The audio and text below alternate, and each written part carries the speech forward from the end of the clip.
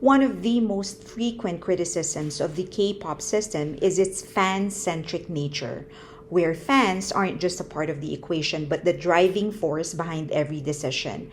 Many call this selling out. Worse, they don't even consider K-pop a music industry but a manufacturing plant. Idols are expected to constantly engage in activities that have little to do with music itself.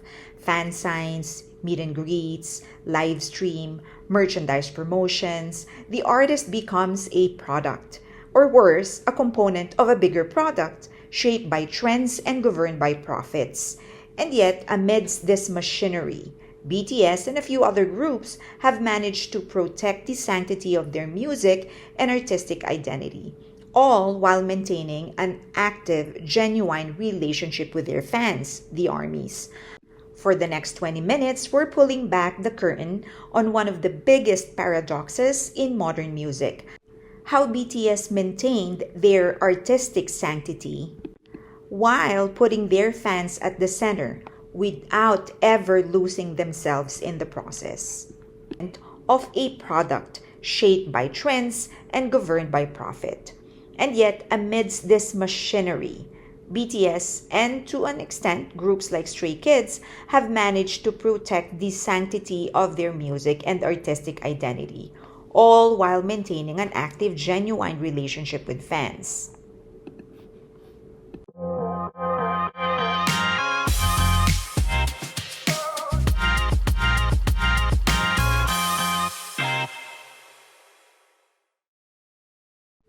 Ownership of their music. Let's get straight to the point. BTS has always been deeply involved in writing and producing their own music. Creative control wasn't a privilege they earned after becoming famous. It was a part of their DNA from the beginning. While they collaborate with other producers and songwriters, the final direction remains in their hands. They're not just performers, they're the architects of their sound. BTS also benefits from a dedicated in-house producer, P-Dog, who has worked with them since their debut. Even when external melodies or beats are introduced, it's BTS, often alongside P-Dog, who shape the final product. The creative choice are theirs to make. As detailed in their memoir, Beyond the Story, their breakout album, The Most Beautiful Moment in Life, was in many ways the magnum opus of Suga, who was originally positioned as the group's lead producer. The entire concept, including the emotional arc and sonic direction, was rooted in his vision. Over time, the other members also began producing music, each with varying degrees of involvement. This collective authorship allowed them to evolve naturally as artists, with every album becoming a reflection of where they were emotionally, artistically, and personally. One of the most distinctive elements of BTS's artistry is their use of long-form storytelling through interconnected album eras. This era, spanning multiple albums, visuals, and themes, aren't just marketing frameworks. They are narratives built on the group's own lived experiences and emotional states. The storytelling is not arbitrary, it is deeply personal. Take the Love Yourself era, for example. On the surface, its message seemed straightforward: self-love as a path to healing. But its lead single, Fake Love, revealed a deeper conflict.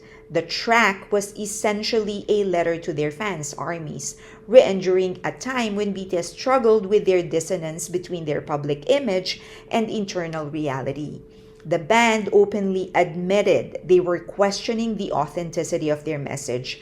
How could they encourage self-love when they themselves felt lost?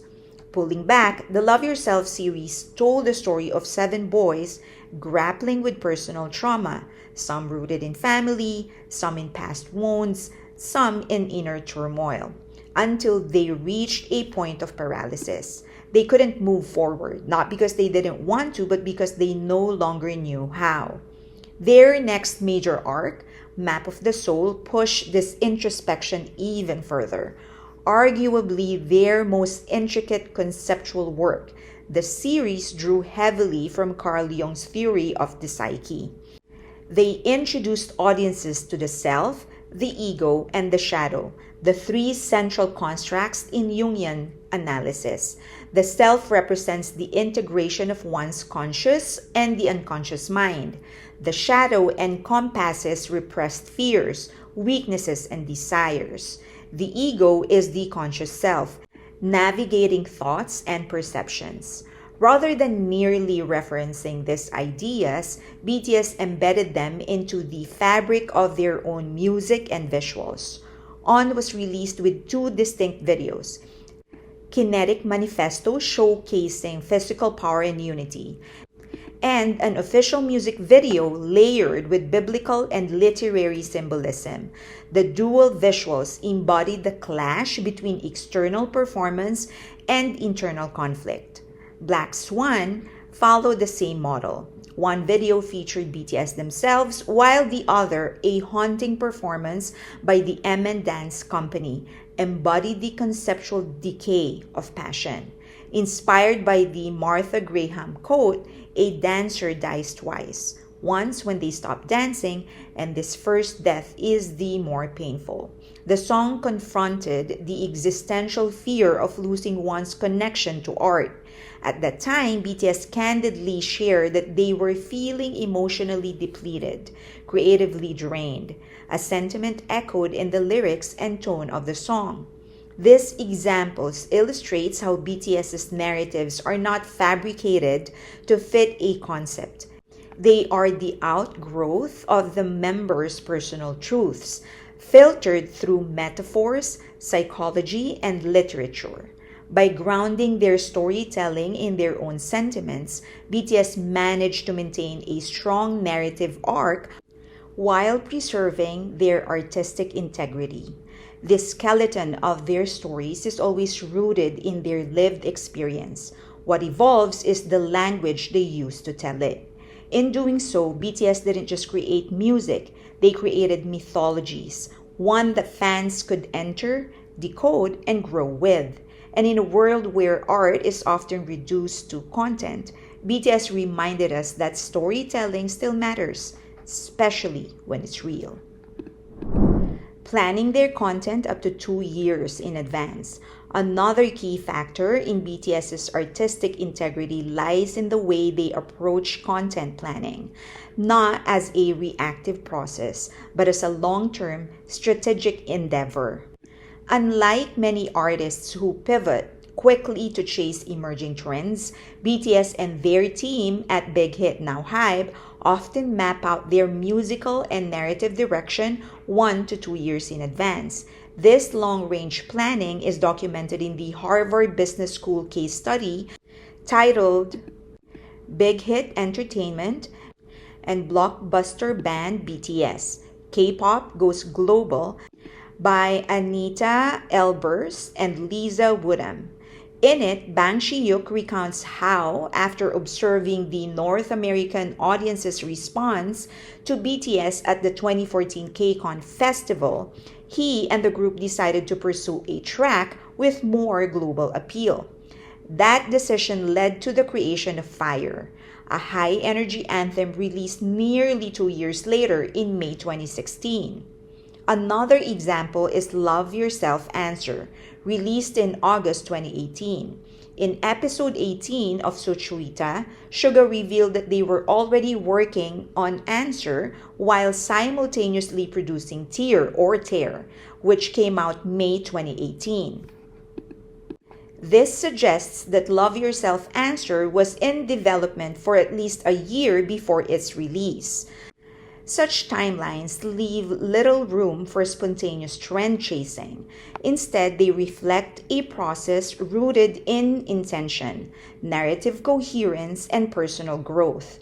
BTS isn't reacting to what's popular in the moment. They're building out a vision that aligns with their evolving artistic identity. This approach reinforces their creative independence. By decoupling their creative cycle from short-lived viral waves, BTS ensures that their work remains grounded on meaning, not momentum. Their next move isn't dictated by what's trending or what's currently successful or what's working for them. It's guided by their journey as people and as artists. Excellence for freedom. Bang Shi-hyuk, founder of Big Hit and the architect behind BTS, has often emphasized that from the very beginning, the group was given creative freedom. BTS has echoed this in interviews, recalling how Bang never interfered with their musical direction, but he did demand excellence in execution. That demand became a defining pillar of their artistry. Bang was notorious for his obsession with precision. He expected their performances to be so perfectly synchronized that even their eye lines had to align.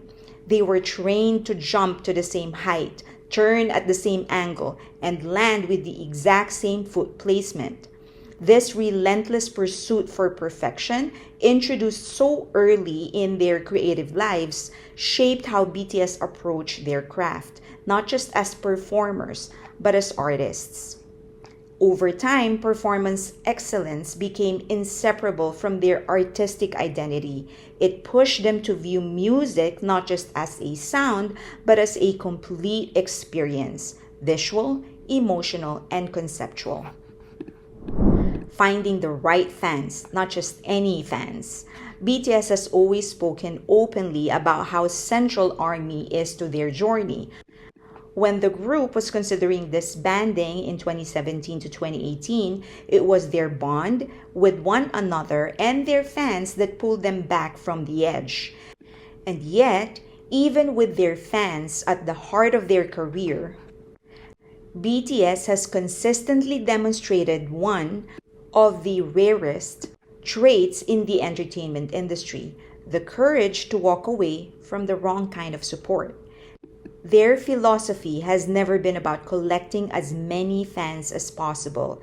It has always been about building the right audience, those who engage with them as artists and not just as human beings, not just as objects of entertainment. They've repeatedly shown that they would rather be true to themselves and lose followers than compromise their boundaries to appease them. Take Jungkook for instance. When asked how he felt about the backlash to the explicit version of Seven, he responded without flinching. He acknowledged that not everyone would like it, and that was okay. The song reflected where he was creatively, and he stood by it. Similarly, V has drawn a hard line against being shipped or paired with his bandmates, rejecting a fan culture that dehumanizes idols by treating real people as fictional pairings.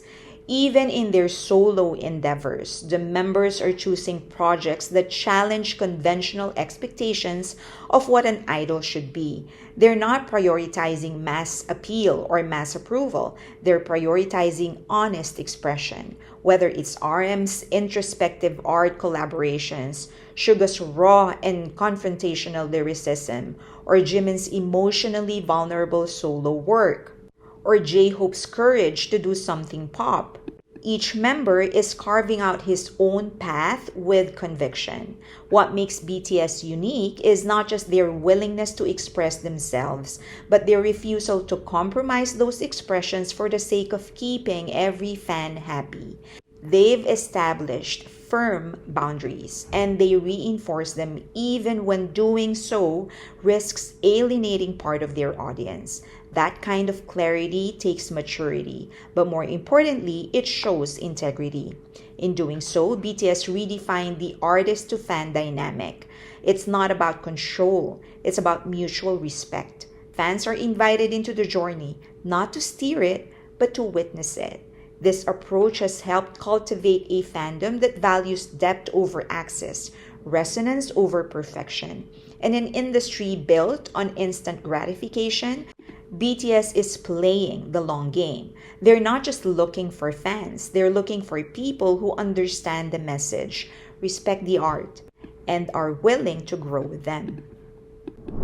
Pre-algorithm. Long before algorithms ruled what people saw, virality was something organic. It came from people genuinely sharing what resonated with them. Videos like Charlie Bit My Finger or the Sneezing Panda didn't trend because they were gamified, they trended because they were loved. When BTS joined Twitter in July of 2011 and posted their first tweet December of 2012, social media still operated within the more human driven environment. Content went viral because people chose to talk about it, not because it was engineered for engagement. Fan bases were built through word of mouth, forums, and fan translations, not through SEO optimization or TikTok challenges. By the time the digital landscape shifted, when hashtags became a strategy, streaming farms emerged, and going viral, quote unquote, became a monetized objective, BTS had already built their core identity and fandom. Instead of competing within the increasingly noisy and commercialized algorithmic spaces, they pivoted. They created Weavers, a dedicated platform that allowed them to speak directly to fans on their own terms in their own environment. This move insulated them from the volatility of social media trends. They didn't need to chase hashtags to stay relevant. They weren't beholden to algorithm changes or platform politics. While other artists were optimizing for discoverability, BTS optimized for no one else but armies. More importantly, they weren't shaped by the system, they helped shape it. BTS inspired trends but never allowed themselves to be dictated by them. Their creative process wasn't reactive, it was proactive. Trending became a thing in K-pop because of BTS. They didn't wait to see what worked for others before making their next move. They trusted their own vision and invited fans to come along. In a digital age that rewards speed, shock, and saturation, BTS chose intentionality, and in doing so, they proved that the long term resonance beats short term reach every time. They communicated, they didn't pander. No other act in history has freely, in more ways than one, communicated with their fans than BTS. From directly talking with fans about the process of creating their music, showing their fans the making of music videos, explaining their intention and message behind a song, to simply hanging out, BTS directly talks with fans for free. And that is the secret. They make sure ARMY hears from them directly and regularly. They make sure they explain to ARMY their thought process, intention, and future goals. They don't just sell the product, they show the creation of it. They communicate just for the heck of communicating, not only to promote their work. They communicate, they don't pander. It was never about doing whatever fans wanted. It was about doing what was real to them and trusting that the right fans will find them and appreciate them. And more importantly, stay for the long haul. They never intended to shapeshift for attention. BTS held their ground. Their art evolved, but never at the cost of their core. And that's why they are still very much here. Not just as global stars, but as storytellers we trust. They inspired a new type of fan. BTS's integrity didn't just safeguard their art, it redefined the nature of fandom itself. In both K-pop and broader entertainment landscape, fan culture has often been built around idealized images, curated personas, and deliberate sense of distance. But BTS disrupted that model entirely by remaining grounded on their personal truths. They created space for fans to connect, not just with the image, but with the individuals behind it. The result was a relationship that felt less like idol to admirer and more like human to human. Instead of selling the illusion of perfection, BTS offered vulnerability, introspection, complexity, intelligence, and that attracted fans who valued the same. Their work began to draw in not just casual listeners, but intellectuals, Scholars, artists, and thinkers, literary enthusiasts recognize the references to classic texts. Psychologists and philosophers publicly analyze their use of Jungian theory, existential themes, and moral ambiguity. BTS didn't simplify their message to reach more people. They deepened it, and the right people found them. Their impact extended beyond interpretation and into action. The BTS Army has matched the group's donation to causes like UNICEF, cancer patients, disaster relief, and others. They've initiated social justice campaigns, environmental projects, and global charity drives, not as publicity stunts, but as collective extensions of BTS's values. In doing so, they've redefined what fan engagement can look like in the 21st century. This kind of fandom cannot be engineered by marketing departments or manufactured through social media gimmicks. It was built on trust, substance, and time. And that's why BTS's relevance doesn't depend on trending every week. Their significance lies in something far more enduring than virality. While the industry chases instant metrics, views, likes, and algorithm wins, BTS played the long game. And in doing so, they created not just fans, but a global community bound by shared values, curiosity, and connection. The rap line's underground origins. At the core of BTS's creativity are its first members and primary songwriters RM Suga and J-Hope. Before BTS, RM and Suga were active in the underground rap scene, while J-Hope was a competitive street dancer. This wasn't just a background detail, it was the cultural and artistic foundation upon which the entire group was built. Coming from underground hip-hop and street performance meant they brought with them a natural resistance to creative compromise. For them, music wasn't a commodity, it was self-expression, survival, and truth. That commitment to artistic freedom and their drive to tell real stories were deeply ingrained before BTS even debuted. This ethos became the bedrock of the group's identity. This is why BTS never fully conformed to the typical K-pop mold.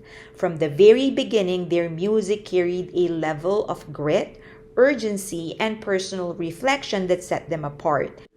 They weren't interested in polished fantasies or formulaic love songs.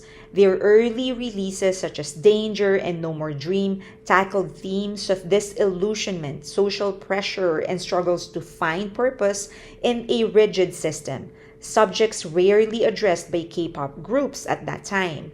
Their breakout era, The Most Beautiful Moment in Life, disguised profound darkness beneath soft aesthetics. What looked like a nostalgic ode to youth was in reality a poignant exploration of pain, loss, and the quiet desperation that defines coming of age. It wasn't performative angst, it was lived experience.